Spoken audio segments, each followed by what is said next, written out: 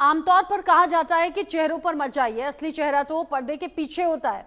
हरियाणा के हिसार की रहने वाली यूट्यूबर ज्योति मल्होत्रा इसकी जीती जागती मिसाल है। कैमरे पर हंसती मुस्कुराती मासूम सी नजर आने वाली ज्योति अब भारतीय सुरक्षा एजेंसियों की नजर में पाकिस्तान की जासूस बन चुकी है। पूरी रिपोर्ट में देखिए कि कैसे और किसके संपर्क में आने से जासूसी करने लगी ज्योति मल्होत्रा। नाम ज्योति मल्होत्रा, निवासी हिसार, हरियाणा। काम यूट्यूबर। आरोप भारत से गद्दारी, पाकिस्तान के लिए जासूसी। ज्योति मल्होत्रा दूसरे यूट्यूबर की तरह एक यूट्यूबर है, लेकिन उसकी पहुंच पाकिस्तान तक है। ज्योति को वीआईपी ट्रीटमेंट मिलता, जहां जाती लोग इस्तकबाल के लिए खड़े रहते। पाकिस्तान की एम्बेसी में तो इस तरह स्वागत होता जैसे कोई बड़ी शख्सियत आई हो। और ज्योति को इतनी इज्जत, शोहरत, वीआईपी ट्रीटमेंट पाकिस्तान सिर्फ इसलिए देता था क्योंकि ज्योति हिंदुस्तान से गद्दारी और पाकिस्तान के दिए गए टुकड़ों के एवज में वफादारी दिखाती थी। यानी खाती रहती तो हिंदुस्तान में है, लेकिन गाती पाकिस्तान की थी। अब तक की खबरों के मुताबिक ज्योति मल्होत्रा कई बार पाकिस्तान जा चुकी है। उसने कमीशन एजेंटों के जरिए वीजा हासिल किया था और इसके जरिए ही 2023 में पाकिस्तान का दौरा किया था। इस दौरान उसने नई दिल्ली में पाकिस्तान हाई कमीशन के एक स्टाफ एहसानुर रहीम उर्फ दानिश से दोस्ती होती है। ज्योति इसी साल 23 मार्च को पाकिस्तानी एम्बेसी गई थी, जहां उसने इफ्तार पार्टी में हिस्सा लिया। जब ज्योति एम्बेसी में पहुंची तो दानिश ने बहुत फ्रेंडली तरीके से उसका वेलकम किया और दोनों आपस में इस तरह से बात करते दिखे जैसे दोनों एक दूसरे को बहुत करीब से जानते हों।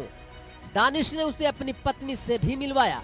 इसके अलावा वहां मौजूद अधिकारियों से भी उसकी बात कराई। इस इफ्तार में ज्योति कुछ चीनी अधिकारियों से भी मिलती दिखी। अब देश की गद्दार ज्योति मल्होत्रा की एक और तस्वीर आपको दिखाते हैं, जब पाकिस्तान के शहर लाहौर गई थी। इसमें ज्योति मल्होत्रा पाकिस्तान के पंजाब सूबे की मुख्यमंत्री मरियम नवाज से मुलाकात करती हुई दिख रही है। ज्योति के बारे में कुछ और बताएं, उससे पहले ज्योति की पूरी कुंडली को समझाते हैं। कब पाकिस्तान गई और अब क्या क्या राज उगल रही है। फिलहाल जासूसी के आरोप में गिरफ्तार यूट्यूबर ज्योति मल्होत्रा पर पुलिस ने नकेल कसनी शुरू कर दी है। नकेल कसते ही कई बड़े खुलासे किए हैं, जिसमें आतंकी हमले से पहले वो पहलगाम गई थी, इस बात को उसने कबूल किया है। उसने स्वीकार किया है कि 2023 में वो पाकिस्तान हाई कमीशन गई थी। उसे पाकिस्तान जाने के लिए वीजा चाहिए था। यहाँ उसकी मुलाकात एहसान उर रहीम उर्फ दानिश से हुई। इस दौरान उसने दानिश का मोबाइल नंबर ले लिया और उससे बात करने लगी। उसके बाद ज्योति 2 बार पाकिस्तान गई और वहाँ पर दानिश के कहने पर अली अहवान से मुलाकात की। अली अहवान ने पाकिस्तान में उसके ठहरने और घूमने का इंतजामात किया। अली अहवान नाम के शख्स ने ही ज्योति की मुलाकात पाकिस्तानी सिक्योरिटी और इंटेलिजेंस के अधिकारियों से कराई। इसी दौरान वो शाकिर और राणा शहबाज नाम के 2 लोगों से भी मिली। शाकिर का मोबाइल नंबर भी लिया, जिसे उसने जट रंधावा के नाम से सेव किया, जिससे कि किसी को शक न हो। भारत वापस आने के बाद स्नैपचैट, व्हाट्सएप और टेलीग्राम जैसे सोशल मीडिया प्लेटफॉर्म के जरिए इन लोगों से संपर्क में रही और देश विरोधी जानकारी देने लगी। इस दौरान वो पाकिस्तान हाई कमीशन के अधिकारी दानिश के साथ वो लगातार संपर्क में रही। ज्योति मल्होत्रा पाकिस्तानी खुफिया एजेंसी के संपर्क में पाई गई है। ज्योति मल्होत्रा सिर्फ पाकिस्तान ही नहीं बल्कि दुनिया के कई मुल्कों में जा चुकी है, जैसे पाकिस्तान, चीन, नेपाल, थाईलैंड, भूटान, इंडोनेशिया समेत कई देशों में जा चुकी है। ज्योति हमेशा फ्लाइट में फर्स्ट क्लास में ट्रेवल करती थी। जिस देश में ज्योति पहुंचती, वहां के महंगे होटल में रुकती, महंगे रेस्टोरेंट में खाना खाती और महंगी ज्वेलरी शॉप्स में विजिट करती। इसके अलावा वो चीन में भी यात्रा के दौरान वीवीआईपी की तरह रही। इसके उलट भारत में लौटने पर वो साधारण लड़की की तरह रहती थी। फिलहाल हिसार पुलिस ने 17 मई को ज्योति को कोर्ट में पेश कर 5 दिन की रिमांड पर ले लिया है और कई अहम राज उगलवाने के फिराक में है। वहीं ज्योति मल्होत्रा के पिता के मुताबिक ज्योति मल्होत्रा 2 साल पहले पाकिस्तान गई थी, लेकिन पाकिस्तान जाने का असल मकसद क्या था उसे बताने से कतराने लगे। वो तो कहते पाकिस्तान गई थी जी, मेरे ख्याल 2 साल हो गया, मेरे ख्याल तो लड़ाई होने से पहले गई थी। इनकी परमिशन से गई होगी, यूँ तो कोई बंदा जा नहीं सकता। इनकी परमिशन से देखी थी, पासपोर्ट बनवाया था, साथ इनसे परमिशन भी दी थी। हमारे पास पुलिस वाले भी आए थे, उनने इंक्वायरी भी करी थी, पड़ोसियों का वो आधार कार्ड भी दिया था, साइन भी करवा के दिए थे पुलिस वालों को। और क्या चाहिए इनको प्रूफ? मतलब दो उसके पड़ोसियों के ना वो दे दो, आधार कार्ड के साइन करवा के वो भी दिए। मेरे को तो कहते दिल्ली जाना है, कभी कभी पाकिस्तान, हाँ अब के कहते पाकिस्तान जाऊंगी, जब बनवाया था इसने भी। मैंने कहा जाना तो जा, सारा कुछ बनवाया था, वीजा पाजा जो भी अटंगा बनाना होता है सब कुछ बनवाया था उसने। फिर भी ये पता नहीं क्यों बीच में अपना वो कर रहे हैं, फिर भी पकड़ के ले गए। बहरहाल ज्योति मल्होत्रा पुलिस की हिरासत में है, जहां पुलिस कई पहलुओं पर लगातार मल्होत्रा से राज उगलवाने के फिराक में है। अब देखना यह है कि आखिर और कितने राज फाश करेगी Jyoti Malhotra. Bureau report, India news. Pahalgam हमले के बाद ज्योति मल्होत्रा ने एक वीडियो बनाया था। जासूस ज्योति ने सरकार और पर्यटकों पर कुछ सवाल उठाए थे। उसने कहा था कि पर्यटकों की गलती थी, वो वॉचफुल नहीं थे। साथ ही साथ सरकार की गलती भी बताई थी। ये कहा था कि सुरक्षा आखिर वहां पर क्यों नहीं की गई थी, इसमें सरकार की भी कमी है। लेकिन हाँ, पहली लाइन में ये कहा था, आतंकियों की मदद करने वाले भारतीय नहीं हो सकते, वो भारतीय नहीं है। ज्योति मल्होत्रा ने पहलगाम में हुई आतंकी घटना के बाद में ये वीडियो बनाया था और उसमें कुछ बातें कही थी, जिसमें ये कहा था सरकार की गलती थी, वहां सुरक्षा के इंतजाम क्यों नहीं थे, पर्यटकों की भी गलती है, आपको वॉचफुल होना चाहिए था, यानी कि सावधान होना चाहिए था। साथ ही ये कहा कि आतंकियों की मदद करने वाले भारतीय नहीं हो सकते। ये सभी बातें पहलगाम में हुई आतंकी घटना के बाद अपने व्लॉग में ज्योति मल्होत्रा ने पूछी थी। साथ ही साथ पहलगाम में हुई आतंकी घटना को लेकर सवाल इसलिए भी उठ रहे हैं क्योंकि 4 महीने पहले ज्योति मल्होत्रा पहलगाम गई थी और उसके 1 महीने बाद पाकिस्तान गई थी। जब पाकिस्तान खुफिया जानकारी पहुंचा रही थी तो अब खबर ऐसी भी और सुरक्षा एजेंसियों की नज़र में ये बात भी है कि कहीं ऐसा तो नहीं कि पहलगाम से जुड़ी हुई कोई जानकारी, कोई ऐसे सीक्रेट इंफॉर्मेशन कहीं पाकिस्तान की खुफिया एजेंसी तक तो ज्योति मल्होत्रा ने नहीं पहुंचाई थी, क्योंकि शुरुआती तौर पर तो ये माना है कि हाँ, जानकारियां वो पाकिस्तान के साथ में शेयर कर रही थी। वो अकेली नहीं बल्कि उसके और भी साथी हैं जो पकड़े गए हैं और अब सभी के खिलाफ जांच जारी है। अब तो 5 दिन की कस्टडी में ज्योति मल्होत्रा है।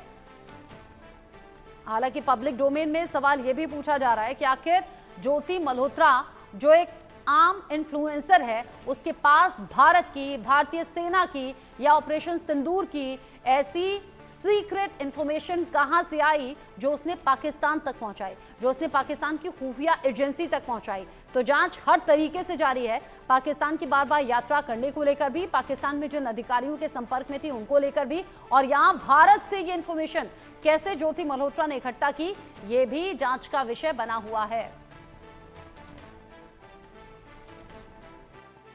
इसमें गवर्नमेंट की ही नहीं बट हर उस नागरिक की रिस्पॉन्सिबिलिटी है जो घूमने जाता है, जो जिसको वॉचफुल होना चाहिए।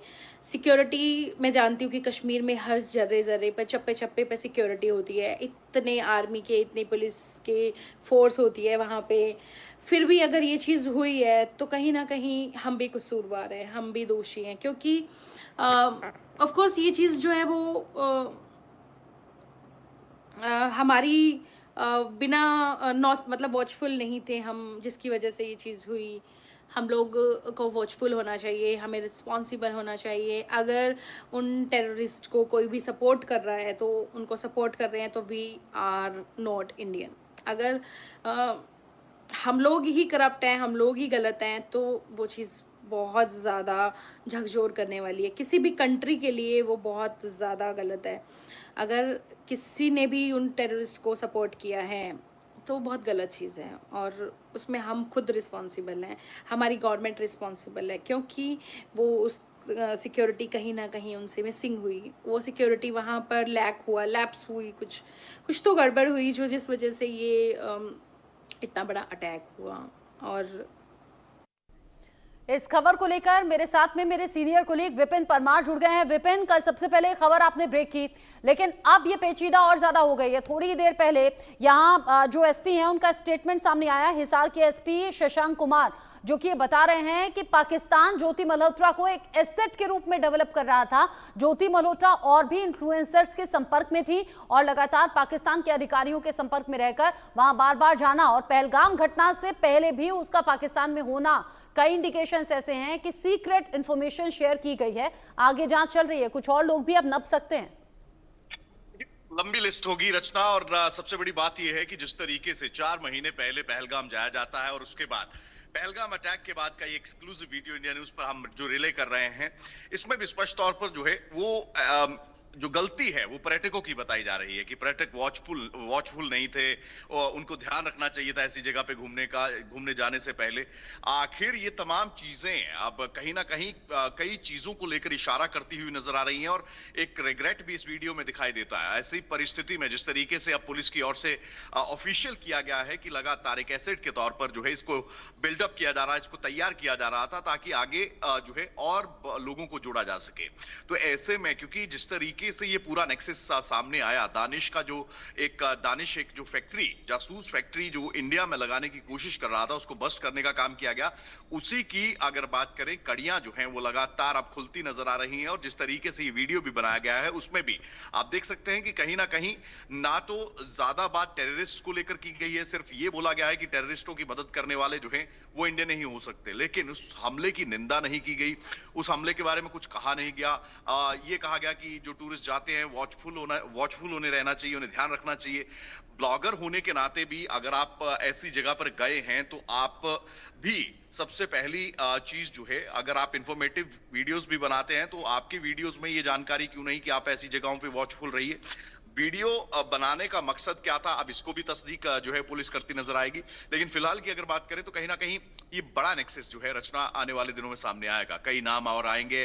जिस तरीके से रचना जो ज्योति से लगातार पूछताछ की जा रही है, किन किन यूट्यूबर्स से वो संपर्क में थी, कौन कौन से और साथी इसके जो है वो लगातार संपर्क में, क्या उनका भी आईएसआई के साथ कोई कनेक्शन हो पाया, क्या उनको जो है उनकी बात ये करवा पाई, और किस तरीके से ये जो है इस मॉड्यूल को बड़ा करने में लगी हुई थी और किसकी इंस्ट्रक्शंस पर। दानिश जो है वो की मास्टरमाइंड था, लेकिन आखिर किस तरीके से ये देश में रहकर जो है वो पाकिस्तान तक खुफिया जानकारियां पहुंचाने का काम कर रही थी, क्या कुछ टास्क जो है वो असाइन किए गए थे। क्योंकि नू से जो स्पाई पकड़ा गया है उसकी ओर से भी ये कबूल किया गया कि ऑपरेशन सिंदूर में जो ऑपरेशनल मूवमेंट थी, जो मिलिट्री एस्टैब्लिशमेंट्स या मूवमेंट्स ट्रेन से हो रही थी, उनकी वीडियोज और फोटोज वो लगातार भेज रहा था। देवेंद्र से अगर बात करें तो देवेंद्र की ओर से भी पटियाला के मिलिट्री एस्टैब्लिशमेंट का जो है वो वीडियोग्राफी भेजने का काम किया गया। विपिन, जी आप रहिएगा, आगे जो इन्फॉर्मेशन होगी आपके जरिए दर्शकों तक पहुंचाएंगे। अभी के लिए शुक्रिया। सीधा अहमदाबाद